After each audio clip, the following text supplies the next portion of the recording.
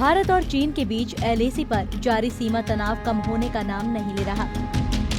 बातचीत के आड़ में चीन बार बार अपनी चालाकी दिखाते हुए लद्दाख की अलग अलग सीमाओं पर अपनी सेना तैनात कर देता है।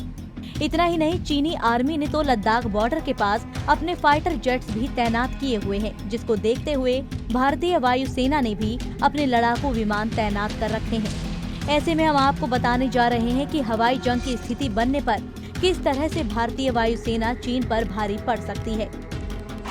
LAC के पास चीन के अस्थायी बेस।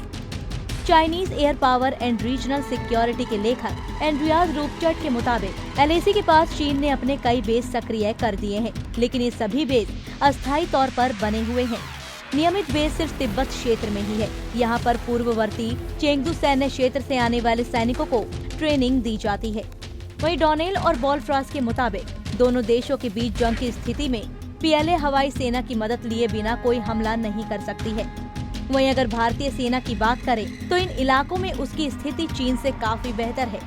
भारतीय वायुसेना इस क्षेत्र में ड्रैगन के एयरबेस, सैन्य सड़क और रेल लिंक को बमबारी या मिसाइल हमलों से तबाह कर सकती है और चीन की आक्रामकता पर रोक लगाई जा सकती है। सीमा पर तैनात लड़ाकू विमान।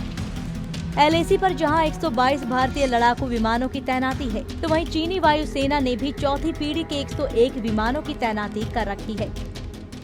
बेलफोर सेंटर की मार्च में प्रकाशित एक रिपोर्ट के अनुसार भारत के पास लगभग 270 लड़ाकू विमान और 68 ग्राउंड अटैक फाइटर जेट हैं। वहीं भारत ने पिछले कुछ दशकों में चीन से लगी सीमा पर कई हवाई पट्टियों का निर्माण किया।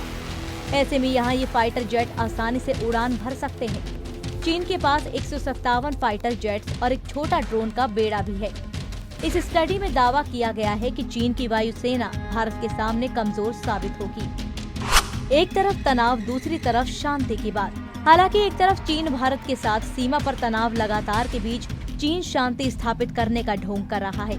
चीन के विदेश मंत्रालय के प्रवक्ता झाओ लीजियान ने सोमवार को कहा है, भारत और चीन सीमाओं पर शांति और सुरक्षा की रक्षा के लिए काम कर रहे हैं। दोनों देश द्विपक्षीय रिश्तों के विकास को कायम रखने के लिए मिलकर प्रयास कर रहे हैं। ये चीन की भावी कूटनीतिक प्राथमिकता है।